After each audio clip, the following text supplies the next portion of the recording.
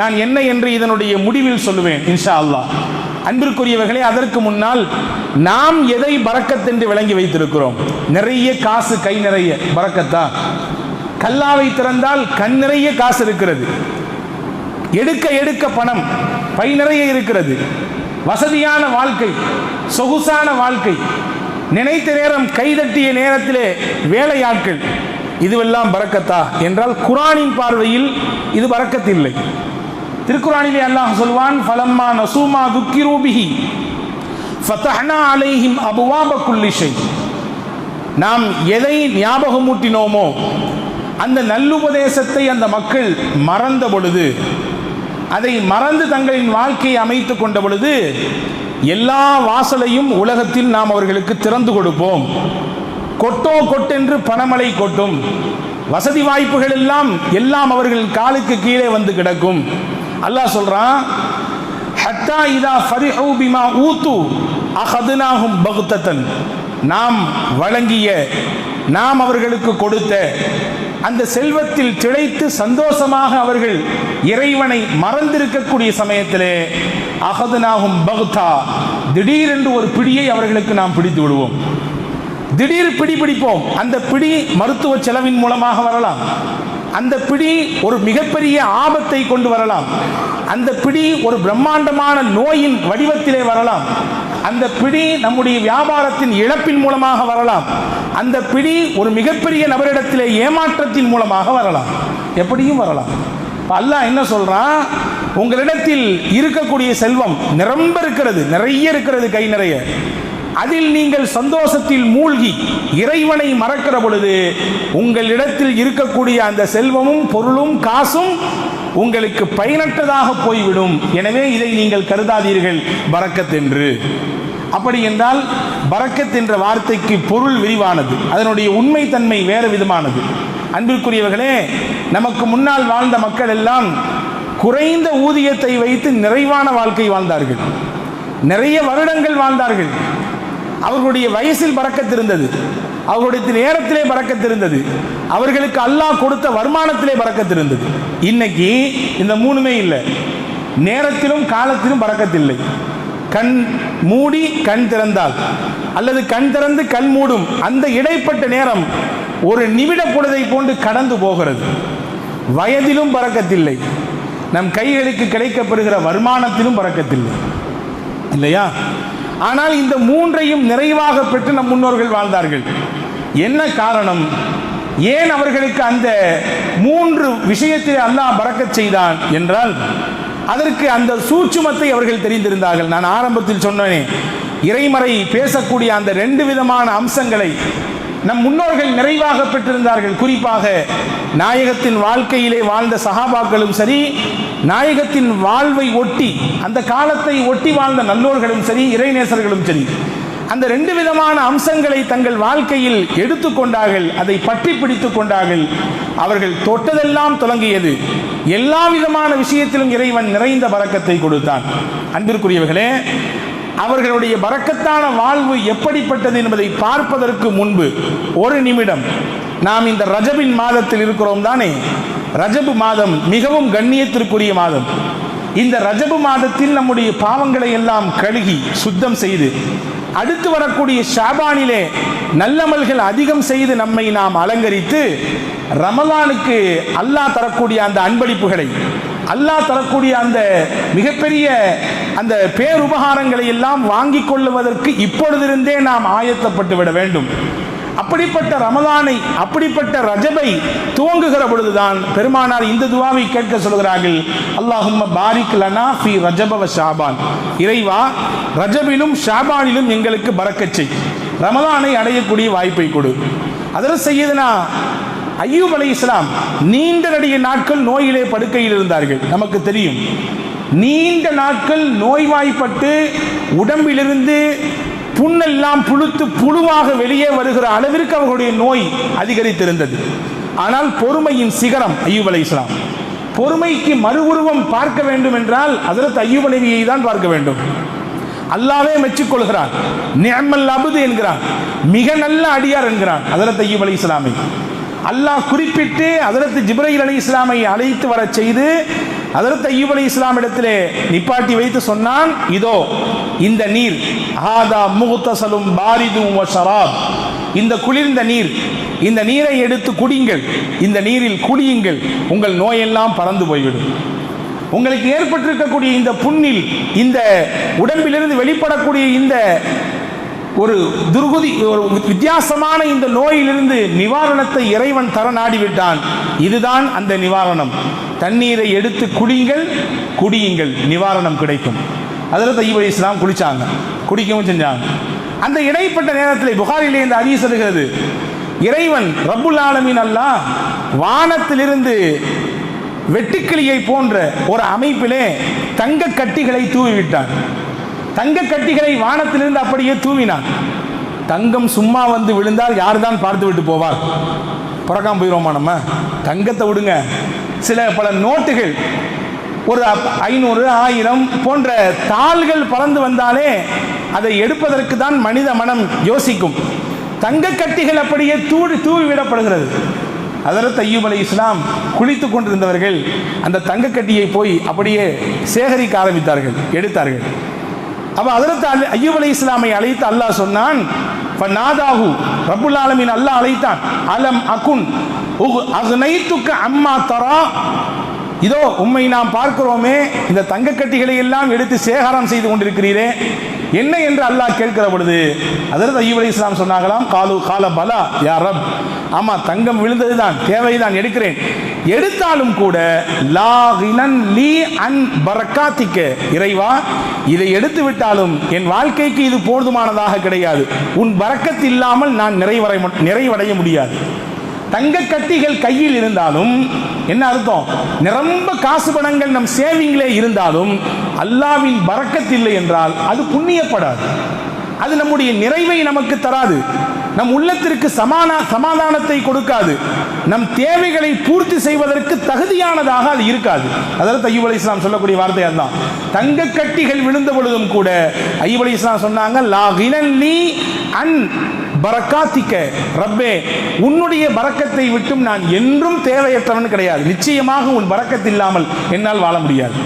அன்பிற்குரியவர்களே, அப்படிப்பட்ட பரக்கத்தை நம் முன்னோர்கள் மிகச்சிறப்பாக பெற்றுக்கொண்டார்கள். காலத்தில் நேரத்தில் அவ்வளவு பரக்கத் இருந்தது. ரசூலுல்லாஹ் சொன்னார்கள் தானே, கியாமத் நாளின் அடையாளங்களில் ஒன்று யத்தகாரபு ஸமான், காலமும் நேரமும் சுருங்கிவிடும் என்றார்கள் பெருமானார். அதற்கு விளக்கம் சொல்லுகிற பொழுது சொல்லுவார்கள், ஒரு வருடம் என்பது ஒரு மாதத்தை போன்று ஆகிவிடும், ஒரு மாதம் என்பது ஒரு வாரத்தை போன்று ஆகிவிடும், ஒரு வாரம் என்பது ஒரு நாளை போன்று சுருங்கிவிடும், ஒரு நாள் என்பது ஒரு மணி நேரத்தை போன்று சுருங்கிவிடும், ஒரு மணி நேரம் 2 கல்லை உரசுகிற பொழுது அந்த 2 கல்லுக்கு இடையிலிருந்து வரக்கூடிய அந்த தீப்பொறி எவ்வளவு நேரம் நிற்கும், அவ்வளவு நேரம் தான் அந்த 1 மணி நேரத்தின் கால அளவு. அவ்வளவு சுருக்கம் ஏற்பட்டு போய்விடும். அந்த காலத்தில் தான் நம்ம இருக்கோமோன்னு தெரியல. விடியுது, பொழுது சாயுது, வருகிறது போகிறது, மாதம் ஒரு வார ஜும்மா அடுத்த ஜும்மா வேக வேகமாக வருகிறது. இப்பொழுதுதான் இந்த மாதம் துவங்கியது போன்று இருந்தது, மாதத்தின் முடிவு விரைவாக வருகிறது.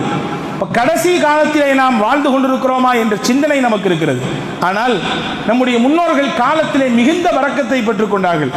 ஹதீஸிலே வருகிறது, பெருமானார் ஸல்லல்லாஹு அலைஹி வஸல்லம் சொல்வார்கள், கைரு உம்மத்தி கர்ணி, என்னுடைய சமூகம் வாழ்ந்த சமூகத்தில் சிறப்பான காலத்தில் வாழ்ந்தவர்கள் யார் என்றால் நான் வாழ்ந்த காலத்தில் வாழ்ந்தவங்க. சொன்னாங்க ஸல்லல்லாஹு அலைஹி வஸல்லம், சும்மல்லதீன யலூனஹும், அதற்கு அடுத்து காலத்தில் சிறந்தது என் சஹாபாக்கள் வாழ்ந்த காலத்தில் வாழ்ந்தவர்கள், அதற்கடுத்து சிறந்தது அவர்களை பார்த்தவர்கள் வாழ்ந்த காலத்தில். கர்ணி என்றால் ஒரு நூற்றாண்டு என்று பொருள். இதுதான் பெரும்பாலான விரிவுரையாளர்கள் தரக்கூடிய விளக்கம். ஒரு நூற்றாண்டு, முதல் நூற்றாண்டு நாயகம் வாழ்ந்த நூற்றாண்டு, அதற்கு அடுத்து சஹாபாக்கள் வாழ்ந்த காலம், அதற்கடுத்து தாபியீன்கள் வாழ்ந்த காலம், அதற்கடுத்து தபோ தாபியீன்கள் வாழ்ந்த காலம். இந்த காலம்தான் சிறப்பிற்குரிய காலம் என்று பெருமானாரால் போற்றப்படுகிறது. எதற்கு நபிகள் சொன்னார்களோ என்னவோ, என்னால் இதை இப்படி புரிந்து கொள்ள முடிகிறது, அந்த காலங்கள் எல்லாமே பரக்கத்தான காலம். அந்த காலத்திலும் நேரத்திலும் நிறைந்த பரக்கத்தை அல்லாஹ் கொடுத்தான். ஒரு சின்ன உதாரணம் சொல்லுகிறேன். நாயகத்தின் வஃபாத்திற்கு பிறகு திருக்குர்ஆன் இன்று நம்மிலே கையிலே புத்தக வடிவத்தில் இருக்கிறது இல்லையா? நாயகம் இருக்கும் வரை அது புத்தக வடிவம் பெறவில்லை. நாயகத்தின் பிரிவுக்கு பிறகுதான், அவர்களுடைய வஃபாத்திற்கு பிறகுதான் ஹஜ்ரத் அபூபக்கர் சித்திக் ரலியல்லாஹு அன்ஹு இந்த பணியை கையில் எடுக்கிறார்கள். அதுவுமே நீண்ட பல யோசனைக்கு பிறகு ஹஜ்ரத் உமர் ரலியல்லாஹு அன்ஹுடைய நிர்பந்தம், கண்டிப்பா இந்த குர்ஆனை சேர்த்து தான் ஆகணும். அப்படி விட்டுட்டா ஹுஃபாதுகள், குர்ஆனை மரணம் செய்தவர்கள் எல்லாம் கொஞ்சம் கொஞ்சமாக மரணித்துக் கொண்டிருக்கிறார்கள். ஆங்காங்கே போர் நடைபெறுகிறது. இப்படியே போனால் குர்ஆன் அடுத்த சமூகத்திற்கு, அடுத்த தலைமுறைக்கு நம்மால் கொடுக்க முடியாத சூழல் ஏற்பட்டு போய்விடும். அல்லாஹ் கொடுப்பான், அது வேற விஷயம். இன்னா நஹ்னு நஸல்னா ذிக்ர வ இன்னா லஹு லஹாஃபிதூன். குர்ஆனை நாமே இறக்கினோம், அதை நாமே பாதுகாப்போம். இது இறைவனுடைய வாக்குறுதி, நிச்சயம் நடக்கும். எப்படி நடக்கும்? இந்த மாதிரி குர்ஆனை மனனம் செய்தவர்களை வைத்து தான் அல்லாஹ் பாதுகாப்பான். ஏட்டில் வைத்து பாதுகாப்பது என்பது ஒருபுறம் இருந்தாலும் உள்ளங்களில் வைத்து பாதுகாப்பவன் அல்லாஹ். அன்பிற்குரியவர்களே, இப்போ உமர் ரலியல்லாஹு இதை அதிகமாக அழுத்தம் கொடுத்துட்டே இருந்தாங்க. ஒரு கட்டத்தில் ஹஜ்ரத் அபூபக்கர் ரலியல்லாஹு அன்ஹு பொறுப்பு எடுத்துட்டாங்க. யார்கிட்ட கொடுத்து அந்த வேலையை செய்வாங்க, யார் தகுதியானவர், குர்ஆனை மொத்தமாக சேர்க்கக்கூடிய பணியை யார் செய்வது? ஹஜ்ரத் சித்திக்குல் அக்பர் ரலியல்லாஹு அன்ஹு மிகச்சிறந்த தேர்வு செய்தார்கள். அவர்கள்தான் 17 வயது பூர்த்தியான ஹஜ்ரத் ஸைத் பின் சாபித் ரலியல்லாஹு அன்ஹு என்ற வாலிபர். அவர்கிட்ட கொடுத்தாங்க. காரணம், அவர்தான் குர்ஆன் இறங்க இறங்க வஹியை எழுதிய அந்த பணியிலே இருந்தார். அது மட்டுமல்ல, தீர்க்கமான அறிவுள்ளவர், தெளிந்த ஞானம் உள்ளவர். அதோடு மட்டுமல்ல, ஒரு பணியை நேர்த்தியாகவும் செம்மையாகவும் செய்வதற்கு நாயகத்திடத்தில் பயிற்சி பெற்றவர். அதில் ஸைத் பின் சாபித் ரலியல்லாஹு அன்ஹு கொடுத்தாங்க. வரலாற்றில் வருது, ஹஜ்ரத் அபூபக்கர் ரலியல்லாஹு அன்ஹு 2.5 வருஷம் தான் ஆட்சி செஞ்சாங்க. உமர் ரலியல்லாஹு அன்ஹுடைய ஆட்சி காலம் 10.5 ஆண்டு. உமர் ரலியல்லாஹு அன்ஹுடைய ஆட்சி காலத்தின் துவக்கத்திலேயே இந்த பணி முழுவதுமாக நிறைவு பெற்று விட்டது. ஏகதேசம் ஒரு 2 அல்லது 3 வருடத்திற்குள் ஒட்டுமொத்த குர்ஆனும் 114 அத்தியாயங்களும் 6200 சொச்சம் வசனங்களும் ஒன்றாக கோர்வையாக கோர்க்கப்பட்டு விட்டது. நான் இதை உங்கள் கவனத்தில் தந்துவிட்டு இன்றைய நடப்பு உலகத்திற்கு வருவோம். ஒரு புத்தகம் எழுதுகிறார் ஒரு எழுத்தாளர். ஒரு முக்கியமான தலைப்பின் கீழ் ஆய்வு செய்து ஒரு புத்தகத்தை நூலாக தொகுக்கிறார். பல விஷயங்களை சேகரித்து அந்த புத்தகத்தை கோர்வை செய்வதற்கு எத்தனை நாட்கள் பிடிக்கும்? அதிலே திருத்தங்கள் எவ்வளவு இருக்கும்? கரெக்ஷனுக்கு எவ்வளவு பேருக்கு போய் கொடுக்க வேண்டிய சூழல் இருக்கிறது. ஒரு புத்தகம் வெளிவருவதற்கு பல வருடங்கள் பிடிக்கிறது. அதிலும் குறிப்பாக ஆய்வு நூல் என்றால், முக்கியமான சமூகத்திற்கு தேவையான ஆய்வு கட்டுரைகள் நிறைந்தது என்றால் இன்னும் அதிகமான நாட்களை எடுத்துக்கொள்கிறார்கள். அப்போ இந்த சமூகத்திற்கு, இந்த உலகத்திற்கு இறைவேதமாக வழங்கப்பட்ட திருக்குர்ஆனை ஒரு 2 அல்லது 3 வருடத்திற்குள் மொத்தமாக அவர்களால் சேகரிக்க முடிந்தது. அங்கே அங்கே எழுதி வைக்கப்பட்டதல்ல, எங்கெங்கெல்லாமோ இருந்தது. ஏட்டில் சிலர்கள் எழுதி வைத்திருந்தார்கள், ஓலையில் சிலர்கள் எழுதி வைத்திருந்தார்கள், எழும்பிலே சிலர்கள் எழுதி வைத்திருந்தார்கள், தோளிலே சிலர்கள் எழுதி வைத்திருந்தார்கள், பலர்கள் உள்ளத்திலே மனனம் செய்து வைத்திருந்தார்கள். அவ்வளவு பேரையும் போய் பார்த்தது மட்டும் அவர்கள் வேலை அல்ல. இது இறைவனின் வேதம் வசனம் என்றால் உடனே எழுதிடக்கூடாது. அதுக்கு 2 கண்டிஷன் இருக்குது. 2 சாட்சி வேணும். இது இறைவனின் வேதம் தான், வேதத்தினுடைய வசனம் தான் என்று சொல்லுவதற்கு 2 சாட்சி. அந்த 2 சாட்சியும் சஹாபியா இருக்கணும், ரசூலுல்லாஹ் காலத்தில் வாழ்ந்தவங்களா இருக்கணும். 2 பேரும் சொல்லணும், இது இறைவனின் வசனம் தான், இது ரசூலுல்லாஹ் சொல்லி நான் கேட்டிருக்கிறேன், நான் மனப்பாடம் பண்ணியிருக்கிறேன். ஹஜ்ரத் ஸைத் பின் சாபித் 3ஆவது சாட்சி, ஏன்னா அவர் தான் காத்திபுல் வஹி, அவர் 3ஆவது சாட்சி. இது போக 2 சாட்சி. யோசிச்சு பாருங்க, 6200 சொச்சம் வசனங்களை எப்படி அவரால் 2 வருடத்தில் 3 வருடத்தில் துவக்க முடிந்தது என்றால், அங்கே நேரத்தில் அல்லாஹ் பரக்கத் செய்திருந்தார். அந்த காலத்திலே பரக்கத் இருந்தது. எனவே அவர்களை அந்த பிரம்மாண்டமான பணியை அவர்களால் செய்து முடிக்க முடிந்தது. அதில் ஸைத் ரலியல்லாஹு சொல்லுவாங்க, மலையை, இந்த மலையை எடுத்து நகர்த்தி அந்த பக்கத்தில் வை என்று எனக்கு கட்டளை கொடுத்திருந்தாலும் செய்திருப்பேன். ஆனால் குர்ஆனை சேர்க்க சொல்லிட்டாங்களே, எப்படி சேர்க்க போறேன்னு தெரியலையே, அந்த பாரமான பணியை நான் எப்படி நிறைவு செய்ய போகிறேனோ தெரியவில்லை என்று ஆரம்பத்தில் ஹஜ்ரத் ஸைத் ரலியல்லாஹு தயங்கினார்கள் என்று வரலாறு சொல்கிறது. அவ்வளவு ஒரு பாரமான பணியை, ஒரு இறுக்கமான பணியை ஹஜ்ரத் ஸைத் ரலியல்லாஹு மிகச் சிறப்பாக குறுகிய காலத்தில் செய்து முடித்ததற்கு காரணம், நேரத்திலும் காலத்திலும் அல்லாஹ் பரக்கத் வச்சிருந்தான். அந்த நேர காலத்தின் பரக்கத் இன்று நம்மிலே இல்லாமல் போனது. அடுத்து வாருங்கள், சையதுனா உமர் ரலியல்லாஹு அன்ஹுடைய ஆட்சி காலம். 10.5 ஆண்டு கால ஆட்சி செய்தவர்கள் சையதுனா உமர் ரலியல்லாஹு அன்ஹு. அவர்களுடைய ஆட்சியின் பரப்பளவு எவ்வளவு தெரியுமா? 22,51,30 சதுர மைல் தூரம் அவர்களுடைய ஆட்சி பரவி இருந்தது. பல நாடுகளை அவர்கள் வெற்றி கொண்டார்கள்.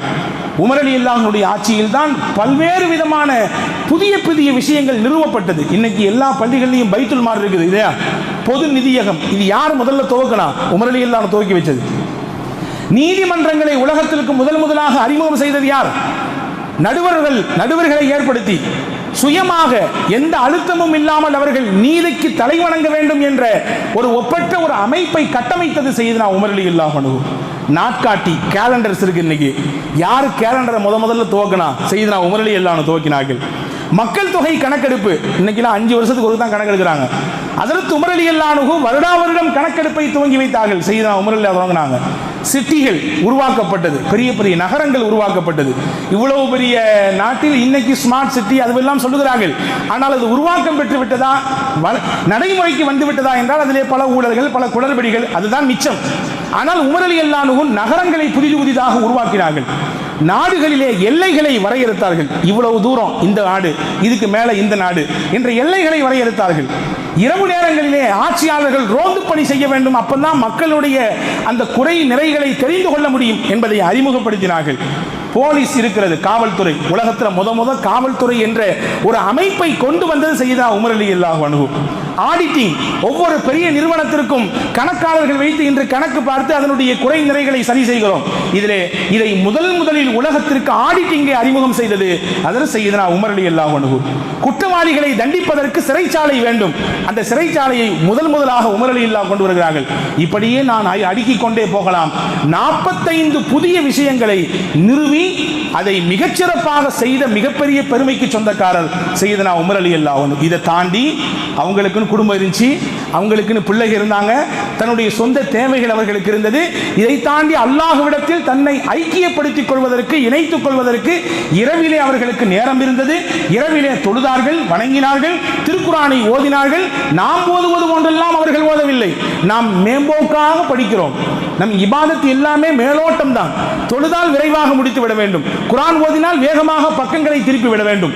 உமர் ரலியல்லாஹு அன்ஹுடைய தொழுகை எப்படி இருக்கும், உமர் ரலியல்லாஹு அன்ஹுடைய திருக்குர்ஆன் ஓதுதல் எப்படி இருக்கும்? ஒரு பக்கத்தை அவர்களால் மிக எளிதாக கடக்க முடியாது. அழுது தாடி எல்லாம் நினைந்து அந்த திருக்குர்ஆனுடைய பக்கங்கள் எல்லாம் நனைந்து விடும். அப்படின்னா எப்படி அழுதுருப்பாங்க பார்த்துக்கங்க. அவ்வளவு நேரம் அவர்களுக்கு எங்கே கிடைத்தது? இந்த 10.5 ஆண்டுகளில் எப்படி இவ்வளவு பெரிய சாதனையை செய்ய முடிந்தது? இதற்கு எல்லாவற்றுக்கும் கேள்விக்கு பின்னாடி பதில் என்ன தெரியுமா? அல்லாஹ் அவங்க காலத்தில் பரக்கத் செஞ்சிருந்தான். அல்லாஹ் அவர்களுடைய நேரத்திலே பரக்கத் செய்திருந்தான். எனவே அவர்களால் இதையெல்லாம் சாதிக்க முடிந்தது. அடுத்து வாங்க, உமர் ரலியல்லாஹு அன்ஹுடைய காலத்திற்கு அடுத்தடுத்த காலத்திலே வந்தவர்கள் தான் இமாம்கள், மிகச்சிறந்த தலை சிறந்த மார்க்க மேதைகள், 4 பெரும் மதுஹபினுடைய இமாம்கள். இன்றைக்கு நாம் கைகளிலே புகாரி என்ற நூலை வைத்திருக்கிறோம், முஸ்லிம் என்ற நூலை வைத்திருக்கிறோம், அபூதாவுத் என்ற நூலை வைத்திருக்கிறோம், திருமிதி என்ற நூலை வைத்திருக்கிறோம், ஏகப்பட்ட ஹதீஸ் கிரந்தங்களை வைத்திருக்கிறோம். இதை சேகரிப்பதற்கு அவர்களின் முயற்சி நமக்கு தெரியுமா? எவ்வளவு பெரிய முஜாஹதாவிற்கு பின்பு, எவ்வளவு பெரிய முயற்சிக்கு பின்பு இந்த நூல் நம் கைகளிலே கிடைத்தது என்று தெரியுமா? புகாரி இமாம் மட்டும் உங்களுக்கு சொல்றேன், அவங்க வாழ்ந்தது மொத்தம் 62 வருஷம். 14 வயசு சின்ன பிள்ளையா இருக்கும் பொழுது ஒரு உறுதி எடுக்கிறாங்க, சஹீஹான ஹதீசுகளை எல்லாம் தொகுக்க வேண்டும் என்பதுதான் அந்த வைராக்கியம். எடுத்தவர்கள் பயணித்தார்கள், தூரமாக பயணித்தார்கள், நாடாக பயணித்தார்கள். ஏறத்தாழ 10 லட்சம் ஹதீசுகளை மனனம் செய்தார்கள்.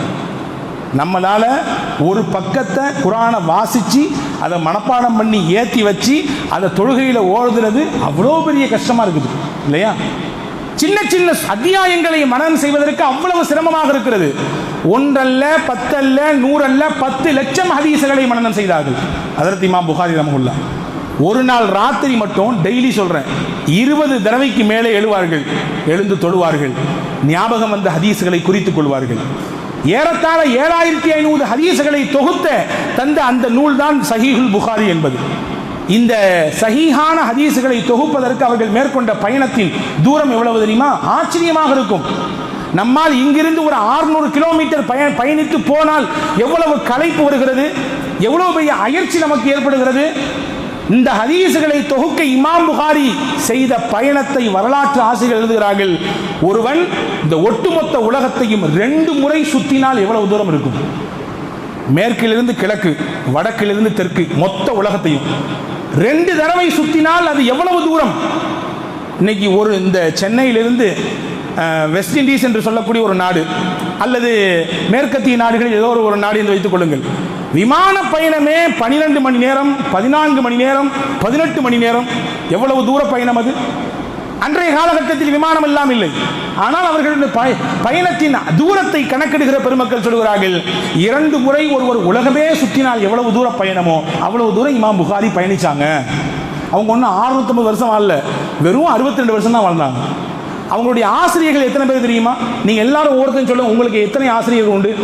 நம்ம சின்ன பிள்ளையில மக்தப் ஓதுனதுலேருந்து அலிஃபு என்று கற்றுத்தாங்கல்ல, அங்கே இருந்து நம்ம படித்த ஸ்கூலு, நம்ம படித்த காலேஜ், அதற்கு பின்னால் இது நாள் வர 50 வயசு 60 வயசு வச்சுங்க, எத்தனை ஆசிரியர் இருப்பாங்க? ஒரு 50 பேர் இருப்பாங்களா?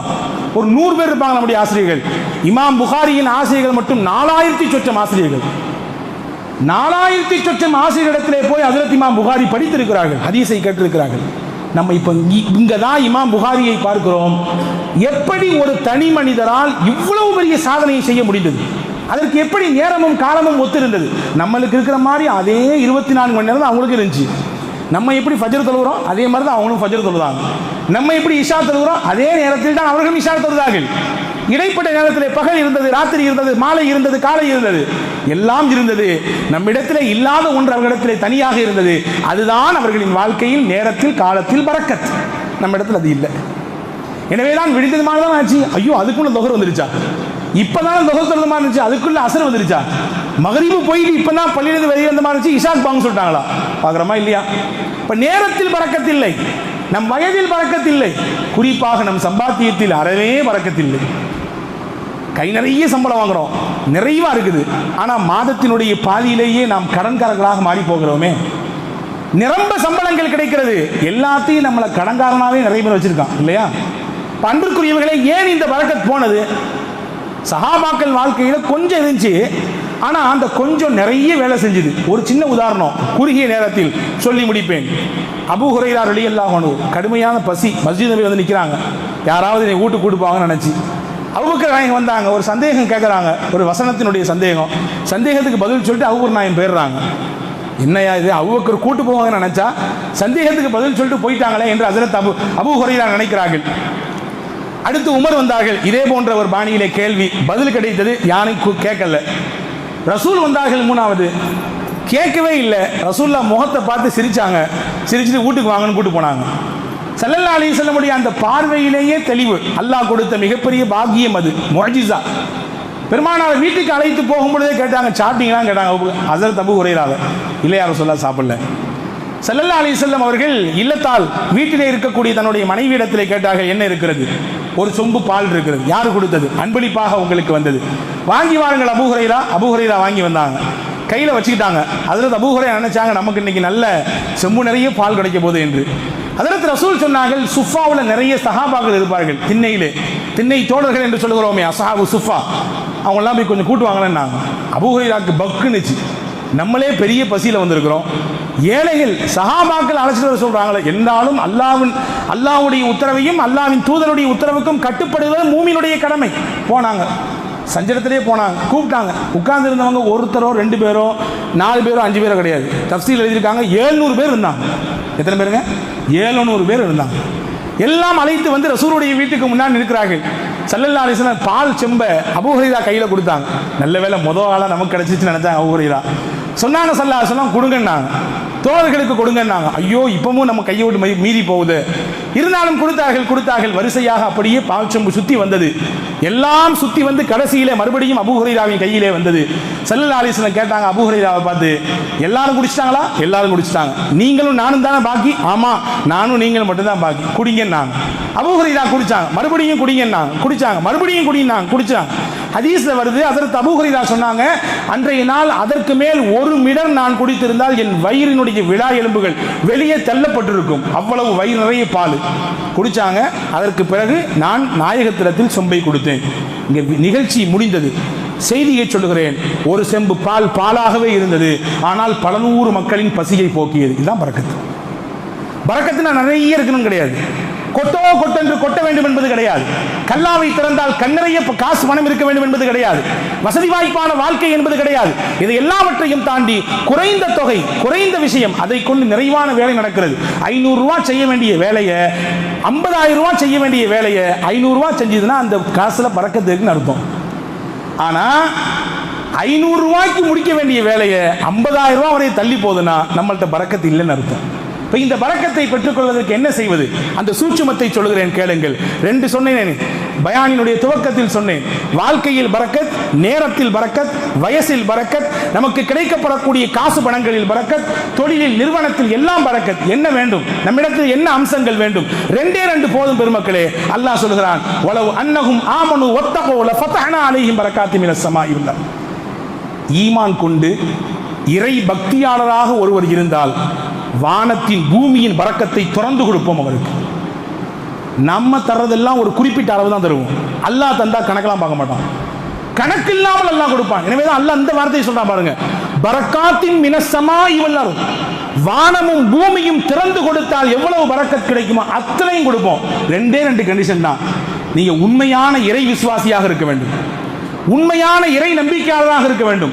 2வது கண்டிஷன், உண்மையான இறை பக்தியாளராக இருக்க வேண்டும். நம்பிக்கைக்கும் பக்திக்கும் வித்தியாசம் இருக்குது. அதை சொன்னால் நேரம் விரிவாக போய்விடும். நான் சுருக்கமாக சொல்லி முடிக்கிறேன். உண்மையான இறை விசுவாசியாகவும் உண்மையான இறை அச்சமுடையவராகவும் நாம் திகழ்வோமையானால் நிச்சயமாக அல்லாஹ்வினுடைய பரக்கத்தை நம் வாழ்க்கையில் பார்க்க முடியும், நம் நேரத்தில் பார்க்க முடியும், நம்முடைய வருமானத்தில் பார்க்க முடியும், நம்முடைய தொழிலில் பார்க்க முடியும், நம்முடைய சம்பாத்தியத்தில் பார்க்க முடியும். இந்த 2 ஏதாவது ஒன்றில் குறை இருக்குமேயானால், நம்பிக்கையில் குறை இருக்குது, ஏதாவது பிரச்சனை நினைச்சுன்னா, சார் நான் அப்பவுமே சொன்னேன் கேட்கல, அதை ஏன் தொட்டு தொலைஞ்ச, அதனால தான் ஏற்பட்டு போச்சு, முடிஞ்சு போச்சு. நம்பிக்கையில் குளறுபடி ஏற்பட்டு போச்சு. இறை பக்தியிலே குளறுபடி ஏற்படுகிறது. அல்லாஹ் பார்க்கிறான் என்ற உணர்வை மறந்து நாம் தவறு செய்ய துவங்குகிறோம். அல்லாஹ்வின் அச்சம் நம் உள்ளத்திலிருந்து கொஞ்சம் கொஞ்சமாக எடுபட ஆரம்பிக்கிறது என்றால் 2வதுல கம்ப்ளைண்ட் வருது, 2வதுல குறை வருது. இந்த 2ல 1லையும் கூட குறை வராமல் யார் இருக்கிறாரோ அல்லாஹ் நிச்சயமாக பரக்கத்தை கொடுப்பான். புரிகிறதா? நம் முன்னோர்களின் வாழ்க்கையிலே ஏன் பரக்கத் இருந்தது? நம் முன்னோர்களின் நேரங்களிலே ஏன் பரக்கத் இருந்தது? நம் முன்னோர்களின் வருமானத்திலே ஏன் பரக்கத் இருந்தது? அவர்கள் உண்மையான இறை நம்பிக்கையாளராக இருந்தார்கள். அவர்கள் அல்லாஹ்வை மட்டுமே பயப்படுவர்களாக இருந்தார்கள். எனவே அல்லாஹ் எல்லா பரக்கத்துகளையும் கொடுத்தான். வல்ல ரஹ்மான் நமக்கும் தருவான். அந்த நம்பிக்கையோடு நாம் இருப்போம். அல்லாஹ்விடத்திலே உண்மை இறை விசுவாசியாக மாற வேண்டும் என்று துவா செய்வோம். இறைவா, உன்னுடைய அச்சத்தை எங்கள் உள்ளத்தில் நிரப்பமாக கொடு. உன்னை தவிர்த்து வேறு யாரையும் நான் பயப்படக்கூடாது. எவ்வளவு பெரிய விஷயம் வந்தாலும் சரிதான். மறுபடியும் சிஏ வரப்போறா, வந்துக்கிட்டு பார்த்துக்கலாம். என்ஆர்சி கொண்டு வர போறியா, எல்லாம் முடிஞ்சு வந்துக்கோ, பார்த்துக்கலாம், போட்டு பார்ப்போம் என்ற நிலையிலே இறைவனுக்கு மட்டும் அஞ்சக்கூடியவர்களாக நாம் இருப்போமையானால்